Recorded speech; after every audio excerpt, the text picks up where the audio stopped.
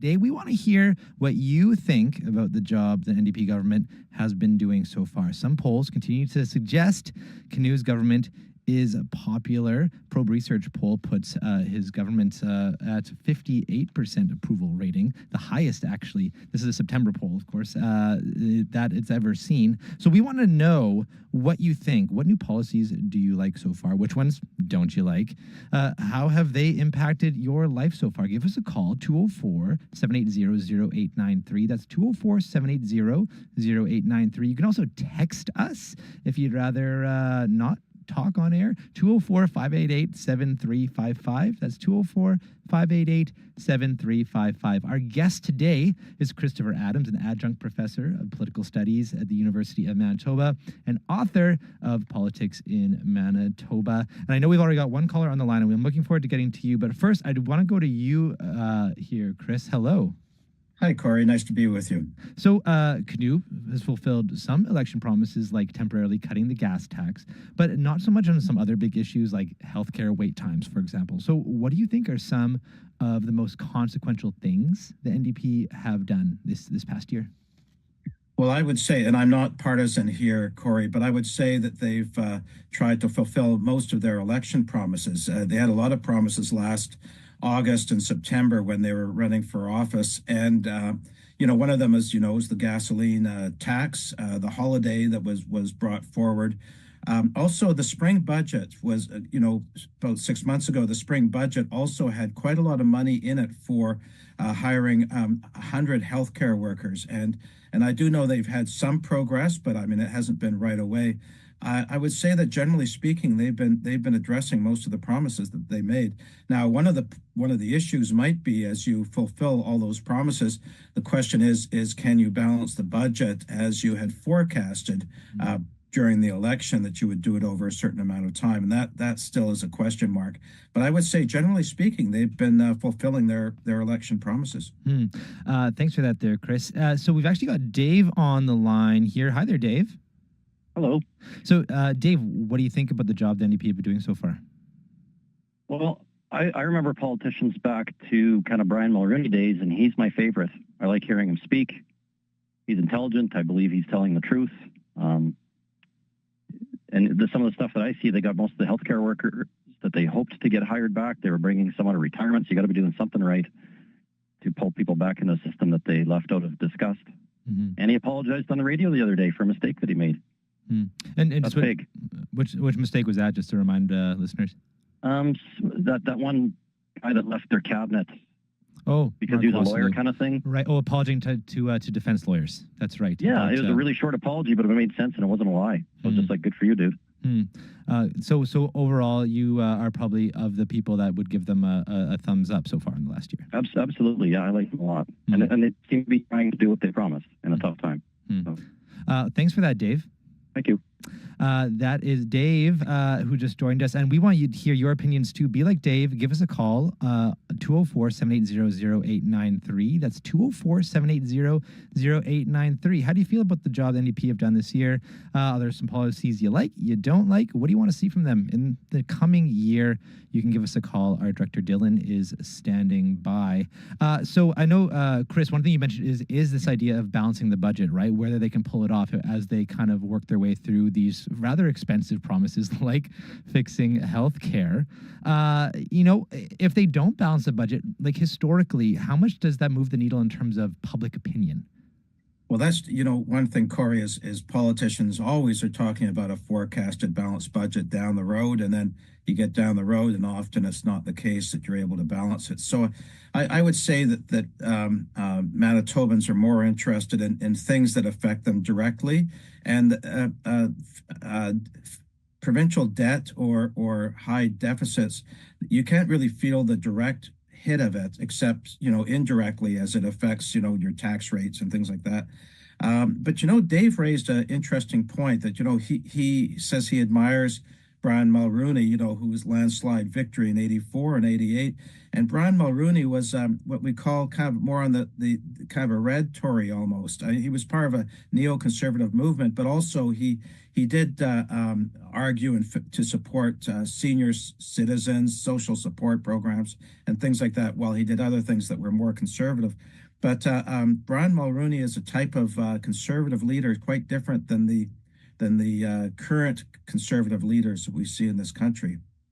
I guess you could see Brian Mulroney as like you said, a red Tory. And in a lot of ways, I think because of also the nature of politics here in Manitoba, the NDP here also tend to have some policies or positions that might not be necessarily your stereotypical left of center things, like the gas tax, for example. Do you see that sort of kind of connection? Not necessarily like bipartisan connection, but is that some kind of essential appeal there?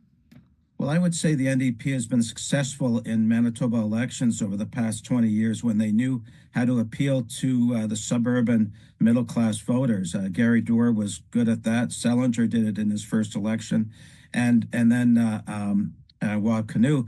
And so successful is that type of an appeal, such as the gasoline tax cut, that we see the NDP in Saskatchewan, who are in an election right now next door, that they are using many of the promises that Wab Kinew did last summer and fall. They're adopting it for their campaign right now.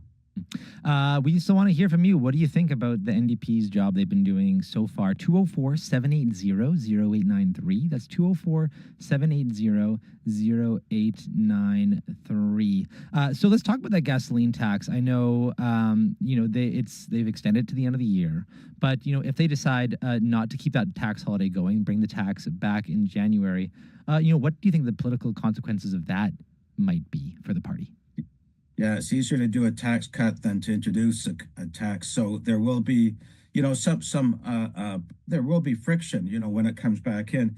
But in Kinew's defense, when he ran for election with that as a major part of his platform, he did say that it would be in place until inflation came back down. So he wouldn't be breaking his promise if he brought that tax back.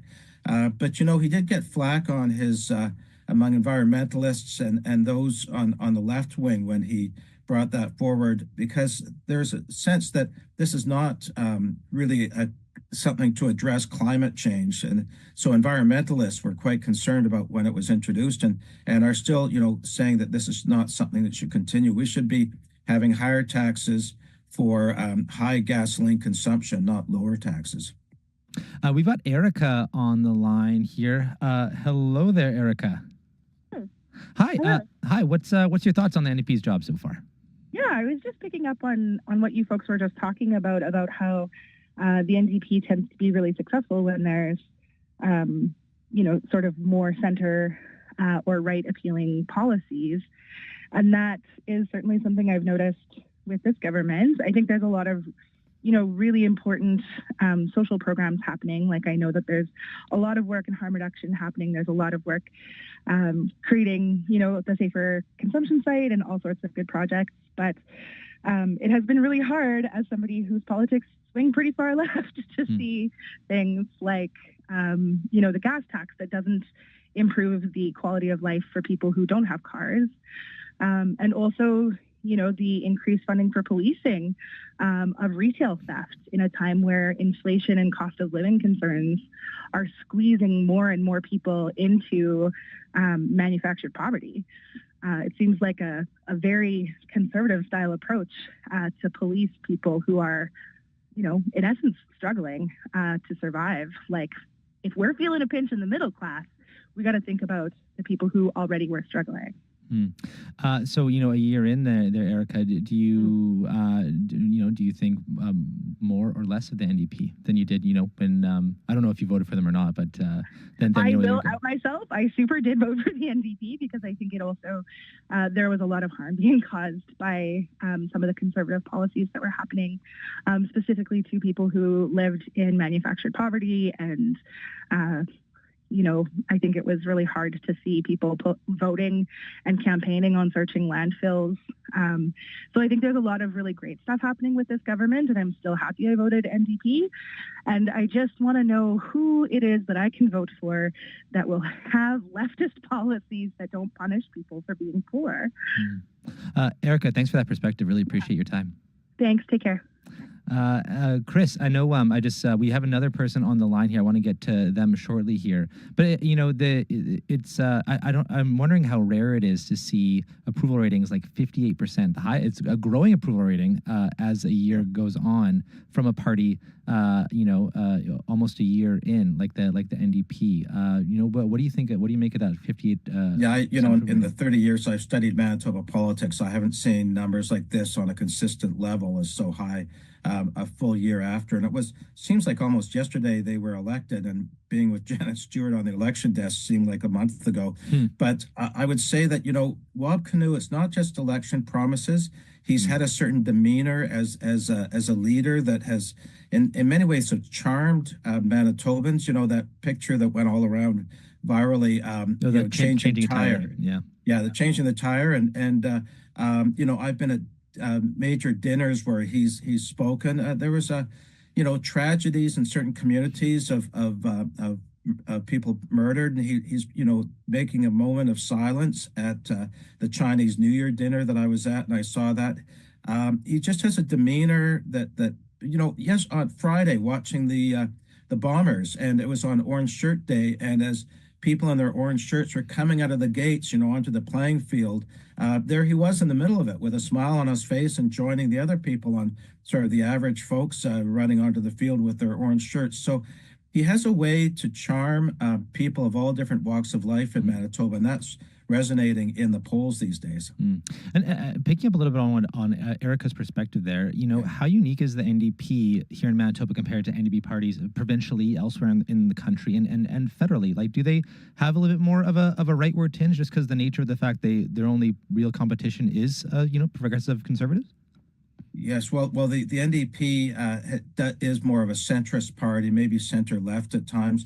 I would say that it's not as left as the British Columbia NDP, but you have to look at each province as sort of a distinct world unto itself, and there are different forces that go behind different political parties. So the NDP is more of a strong union push behind it, and more of a working class push, whereas in Manitoba, it's been a different mixture of people, and including the North. The North is a very important part of the NDP. But we've had fairly wily NDP leaders in Manitoba who've known, how to appeal to different folks, and the swing voters are critical. In the last election last fall, it was really the Liberal voters that they brought under their wing. You might recall Lloyd Axworthy spoke about endorsing Kinew in the fall, and a former Liberal cabinet minister, and the Liberals collapsed to one seat in the Assembly. So Kinew, if he had moved more to the left, he wouldn't have attracted over those urban Liberal Party voters. We've got Adam on the line here. Hi there, Adam. Hi, how are you? Good. What do you make of the job the NDP have done so far? So far so good. I think from where we came from, you kind of couldn't do worse. Looking at Stephenson's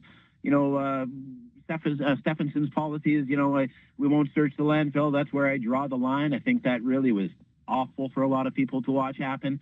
OB-cons, the rights of the parents, to anti-LGBTQS stuff, that was a little too much for a lot of people to take. So, the overall feeling of the NDP's priorities, right on. I'm behind it. What I'm a little bit concerned about is that, healthcare. Yeah, we need improvements in healthcare. We need more doctors. We need more nurses. We need more of all of the support staff and facilities and all of the promises that they've gone in that direction. Awesome.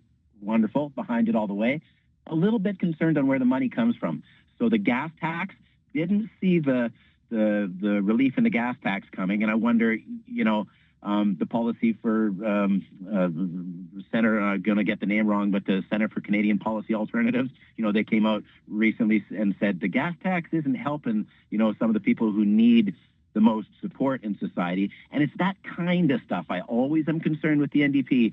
Where does the money come from? And I think eventually, if you can't keep your promises because there's just not enough cash, then this year, everybody's loving the NDP. They're up in the polls, most popular premier going, wonderful, great. But that's going to drop off real quick if promises don't get kept because there's not enough money to keep them. I'm curious even for you, Adam. I know we were talking about this earlier in terms of if they kind of stay on course with these promises, but you find out in a year or two that the deficit is way out of control. Is that a deal breaker for you?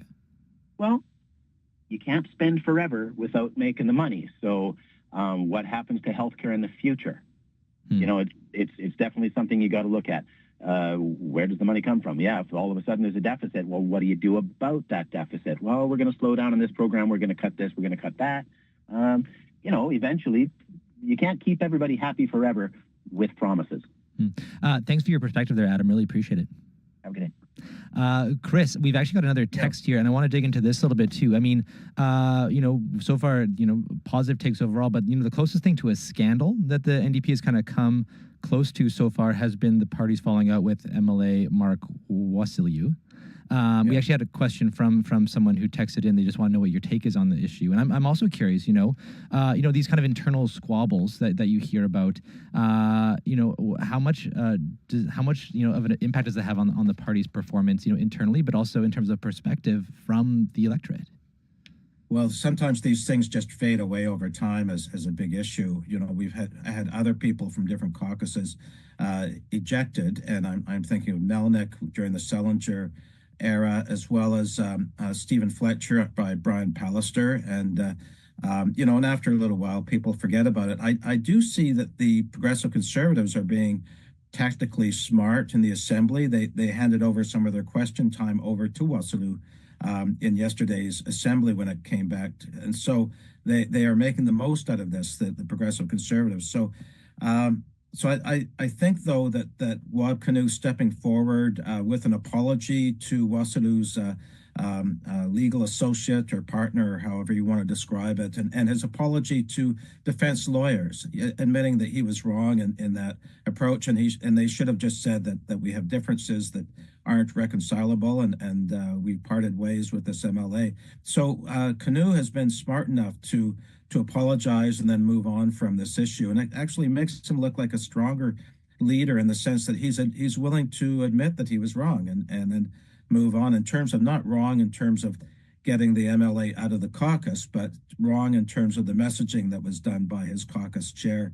It's like you and I with a parent. When a parent admits that she or he is wrong in what their action, and you as an adolescent, you might respect your parent more for admitting that and then moving on. Before we let you go here, we got time for one more call. If someone does want to call in, 204-780-0893. That's 204-780-0893. And I'm even curious for you there, Chris. How much longer do you think the NDP can sustain a honeymoon like this? Well, Gary Doer, who has, I think Kinew has taken the page out of Gary Doer's rule book from, who ruled in the 2000s, is that the idea of being relaxed with the people from all different walks, the business community as well as the labor community and farmers. So I think this honeymoon can last for quite a while. But, we in the provincial scene, we have to recognize that the provinces are really sort of like vulnerable to forces outside of their control. Gary Filmon was defeated in large part.